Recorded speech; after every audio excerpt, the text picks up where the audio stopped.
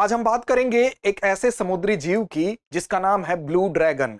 इसी समुद्री जीव की वजह से स्पेन के कई बीचेस को जहां पर्यटक आते जाते थे उनको बंद कर दिया गया। अब आप सोच रहे होंगे कि उनको बंद क्यों किया गया।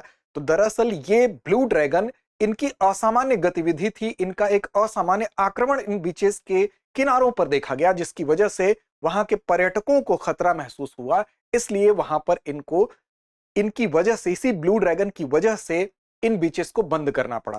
तो आज के हम इस एपिसोड में इसी ब्लू ड्रैगन के बारे में समझेंगे और ये समझेंगे कि ये चर्चा क्यों खास है। खास इसलिए है कि ब्लू ड्रैगन अमूमन जहां पाए जाते हैं उन बीचेस पर ये नहीं देखे जा रहे हैं, बल्कि सामान्य तौर पर ये जिस वातावरण में पाए जाते हैं उनसे अलग जगहों पर ये इस हाल फिलहाल के दिनों में देखे जा रहे हैं और ऐसी इस घटना से ये विशेष बन जाते हैं।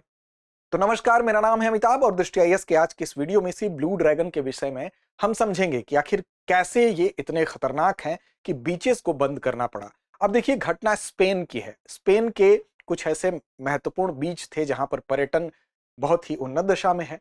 अब ऐसी दशा में चाहे वीवर्स बीच हो गया, सांता बारबरा बीच हो गया, फामरा बीच हो गया, इन सारे बीचेस को बंद कर दिया गया क्योंकि वहां के जो बीचेस के किनारों पर इसी ब्लू ड्रैगन का असामान्य आक्रमण देखा गया। अब ये क्या है? तो ये एक प्रकार का समुद्री स्लग है। समुद्री स्लग क्या होता है? तो स्लग अमूमन एक नरम शरीर वाला एक समुद्री जीव होता है, लेकिन इसके हम अगर कहें तो एक ऐसा घोंघा होता है। अब घोंघे में क्या होता है कि उसके चारों तरफ एक कठोर कवच होती है, लेकिन इसके चारों तरफ जो कवच होता है वो बहुत छोटा होता है और घोंघे जितना हम कह सकते हैं कि कठोर नहीं होता है। अगर वैज्ञानिक दृष्टिकोण से कहें तो गैस्ट्रोपॉड मोलस्क समूह से इसका संबंध होता है। ये रंग बिरंगे होते हैं, यानी कि इसका जो रंग होता है समुद्र में रहने के लिए इसको अनुकूलता प्रदान करता है, क्योंकि ऊपर से ये नीला दिखाई देता है और नीचे से सफेद होता है। तो नीचे से देखने वाले लोगों को पानी की सतह में मिला हुआ दिखाई देता है और ऊपर से देखने वाले लोगों को समुद्र के रंग में रंगा हुआ दिखाई देता है। तो ये इसको छुपने में भी सहायक होता है। साथ ही साथ ये बात करेंगे इसके विषय में, इसके तमाम पक्षों को समझेंगे और ये भी समझेंगे कि इसका पलायन मूल रूप से जिस जगह पर ये रहता है, पाया जाता है, वहां से अन्य जगहों पर क्यों देखने को मिल रहा है और ये वहां पर खतरे के रूप में क्यों हो रहा है। तो चलिए चर्चा की शुरुआत करते हैं। ब्लू ड्रैगन कहां बना खतरा? तो स्पेन में बना खतरा, क्योंकि असामान्य आक्रमण इसका कहां पर देखा गया है? स्पेन के कई समुद्री तटों पर, जिनका नाम आपको बताया गया। अब देखिए, ब्लू सी ड्रैगन जो है, इसको सबसे पहले आप तस्वीरों में देखिए। यहां पर चारों तरफ जैसे हाथ की उंगलियां होती हैं वैसे ही इसके पंजे दिखाई दे रहे हैं। ब्लू कलर का आपको दिखाई दे रहा है, यानी कि ऊपरी सतह इसकी कैसी होती है? नीले रंग की होती है और इसकी निचली सतह जो होती है सफेद होती है।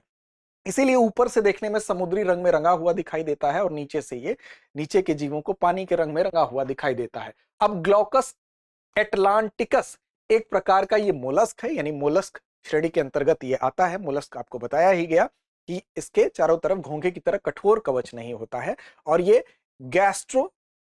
गैस्ट्रोपॉड मोलस्क समूह के परिवार के अंतर्गत आता है। नोडीब्रांच के नाम से, इसके अलावा ब्लू सी स्लग के नाम से, ब्लू एंजल्स और सी स्वेलो के नाम से भी इसको जाना जाता है। अब देखिए, चिंता की बात क्यों है? चिंता की बात यह है कि सामान्य रूप से इसका जो वितरण होता है ये ऐसी जगह पर पाया जाता है जिस समुद्र का तापमान अपेक्षाकृत ज्यादा होता है। सामान्य रूप से अगर आप देखेंगे तो अटलांटिक महासागर, प्रशांत और जो हिंद महासागर है, हिंद महासागर आप जानते हैं कि सबसे गर्म महासागर के तौर पर जाना जाता है। यहां पर तो इसका वितरण था, यानी कि या तो गर्म महासागरों में या समशीतोष्ण महासागरों में तो ये पाया जाता है, लेकिन ठंडी जगहों पर, ठंडे जो स्थान है वहां पर इसकी उपस्थिति नहीं थी। अब इसकी प्रकृति क्या थी? तो ये उभयलिंगी होता है, यानी कि इसी के अंदर नर और मादा दोनों प्रजनन अंग पाए जाते हैं। और एक खास बात यह है, इससे खतरा इसलिए है क्योंकि ये भयानक डंक मारता है। हालांकि ये विषैला नहीं होता है, लेकिन ये जिन जीवों को खाता है उनके विष को धारण करता है। तो हम कह सकते हैं कि जहर चुराने वाला जीव भी है। इसकी वजह से खुद विषैला न होते हुए भी दूसरे जिनके ऊपर ये आश्रित है, जिनको खाता है, उन जीवों की वजह से उनके विष को चुराने का काम भी करता है। तो भयानक इसका जो डंक होता है उसकी वजह से यहां पर जो पर्यटकों के लिए इस बीच को, जितने भी बीच बंद किए गए हैं, उसकी वजह से इसको बंद किया गया है। अब देखिए, इसका भोजन क्या होता है? तो भोजन की जब बात करेंगे तो ये भोजन में जेलीफिश, विशेष तौर पर जो जहरीली जेलीफिश होती हैं उनको और जहरीले साइनोफोर को ये खाता है। जैसे नाम यहां पर आपको दिखाई दे रहा है, पोर्तुगीज मैन ओ वार, इसको ये खाता है। और इसके यहां पर चित्र में आप देख सकते हैं पोर्तुगीज मैन ओ वार यही है। अब इसको ये खाने का काम करता है। अब साथ साथ ये जब डंक मारता है, पुर्तगीज मैनोवार को खाता है, इसके अलावा ब्लू बॉटल नाम की एक जहरीली जेलीफिश होती है उसको खाता है। अब स्टिंगिंग सेल्स जो होती हैं, यानी कि डंक मारने वाली जो कोशिकाएं होती हैं इन जीवों की, अब ये क्या करता है, इनको खाता है। हालांकि इसके अंदर विष नहीं होता है, लेकिन जिनको ये खा रहा है, जैसे पोर्तुगीज मैनोवार को खा रहा है या जहरीली ब्लू बॉटल को खा रहा है जो जेलीफिश है, तो इसके जो स्टिंगिंग सेल्स होते हैं, यानी कि डंक मारने वाली जो कोशिकाएं होती हैं जिसको नेमेटोसिस्ट कहते हैं, वो शरीर में इसके जमा होने लगती हैं। यानी ये इसको खाएगा और इसके शरीर में ये निमेटोसिस्ट जो होती हैं वो जमा होने लगती हैं। अब जब ये खाता है तो बायोलॉजिकल प्रोसेस होता है इसके शरीर में।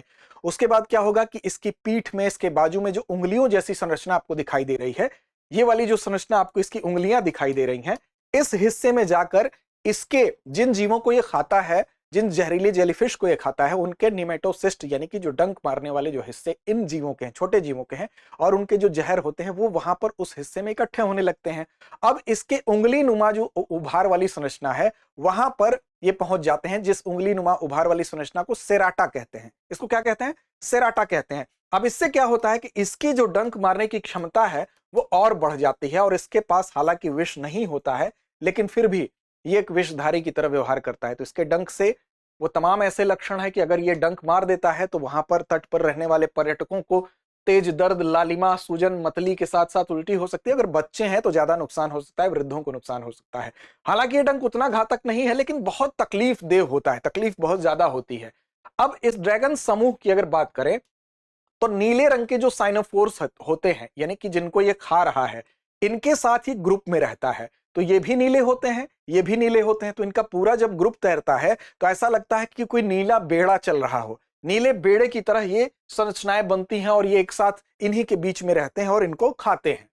अब भौगोलिक क्षेत्र देखिए, आमतौर पर ये जैसा कि बताया गया कि गर्म समुद्री जगह पर ये आमतौर पर जो उष्णकटिबंधीय जल है वहां पर पाया जाता है, चाहे वो प्रशांत अटलांटिक या हिंद महासागर हो, यहाँ पर ये पाया जाता है।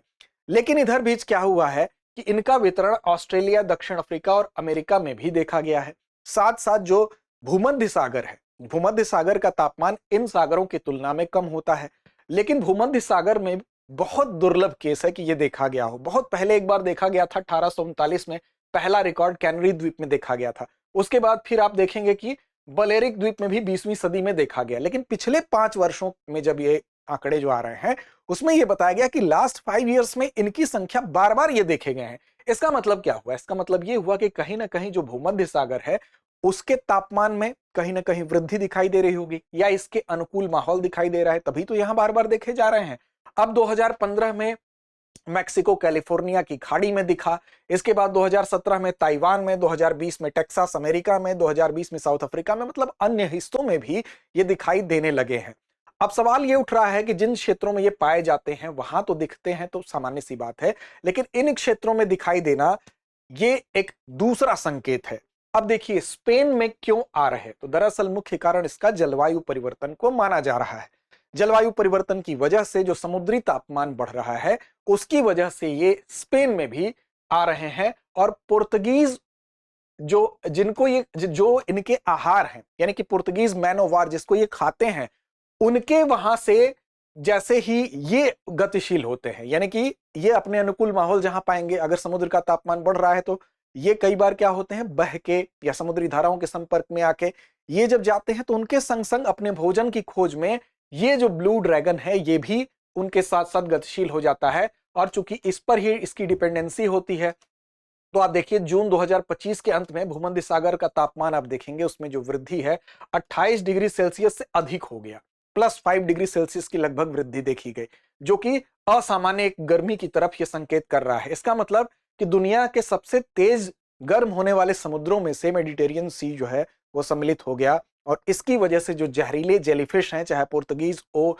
मैनोवार हो या ब्लू बॉटल हो, उसके हम कह सकते हैं कि दूसरी जगह जाने से, इन गर्म पानी में जाने से पीछे पीछे उनके अपनी भोजन के तलाश में आने की वजह से ब्लू ड्रैगन की भी यहां पर इनके साथ साथ विस्थापन की घटना दिखाई दे रही है। अब स्पेन में क्यों आ रहे हैं, तो सीधी सी बात है कि स्पेन में जो है आने का कारण यही है, गर्म तापमान, मेडिटेरियन सी का भी बढ़ता तापमान, ज्यादातर इलाकों में ब्लू ड्रैगन वहां भी अपने भोजन की तलाश में पहुंच रहे हैं। साथ साथ कई बार यह होता है कि जो धाराएं होती हैं, करंट होती हैं, हवाएं होती हैं, मौसमी हवाएं होती हैं, उनकी वजह से ये जो इनका झुंड होता है वो बह के चला जाता है। तो ये भी एक घटना है। नए तटों पर ये ला सकती हैं, जैसे कि समुद्री कचरा सी ड्रिफ्ट जो होते हैं वो सब भी किनारे पर लग जाते हैं। उसी तरह से ये भी बह के आ सकते हैं। लेकिन मुख्य रूप से जो ग्लोबल वार्मिंग है वो इसके लिए जिम्मेदार है। अब जो महासागरों का टेम्परेचर है उसमें आप जानते हैं कि सबसे ज्यादा जो महासागरीय तापमान होता है वो किसका होता है? तो वो होता है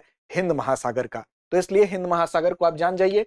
हिंद महासागर का टेम्परेचर सबसे औसत तापमान सबसे ज्यादा होता है, इसीलिए इसको सबसे गर्म महासागर के तौर पर जाना जाता है।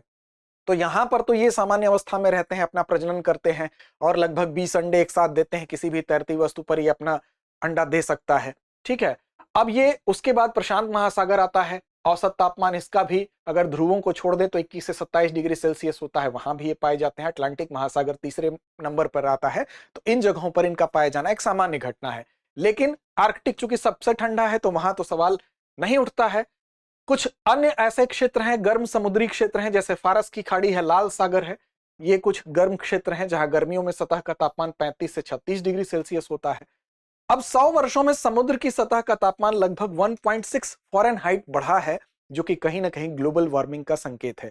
और इसी वजह से इनके विस्थापन, इनके जिन पर आश्रित हैं समुद्री खाद्य जाल में, हम कह सकते हैं कि ये जिन भोजन पर आश्रित हैं उनके विस्थापन की वजह से इस ब्लू ड्रैगन का भी विस्थापन हुआ है। और कहीं ना कहीं इनकी जो डंक मारने की प्रवृत्ति है, अपना विष ना होते हुए भी इनकी डंक मारने की जो हम कह सकते हैं कि जो वजह है, उसमें जिन जीवों को ये खाते हैं उनके निमेटोसिस्ट की वजह से इनकी पीठ बाजू में वो निमेटोसिस्ट इकट्ठे होते हैं बायोलॉजिकल प्रोसेस के थ्रू, जिससे इनका डंक और शक्तिशाली बनता है और पर्यटकों के स्वास्थ्य के लिहाज से ये घातक हो सकते हैं।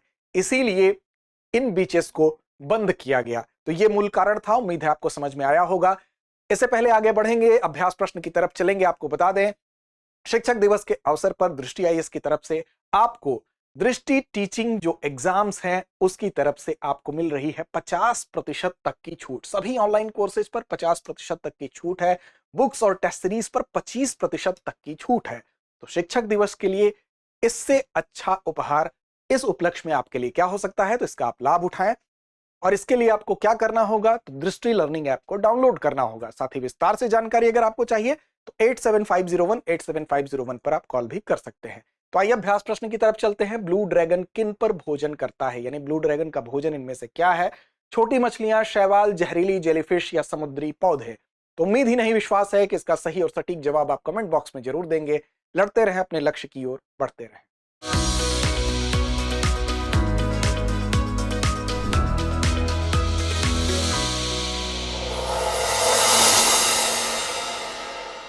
अब एग्जाम की तैयारी को और बेहतर करने के लिए हमारे चैनल को लाइक, शेयर और सब्सक्राइब करना ना भूलें।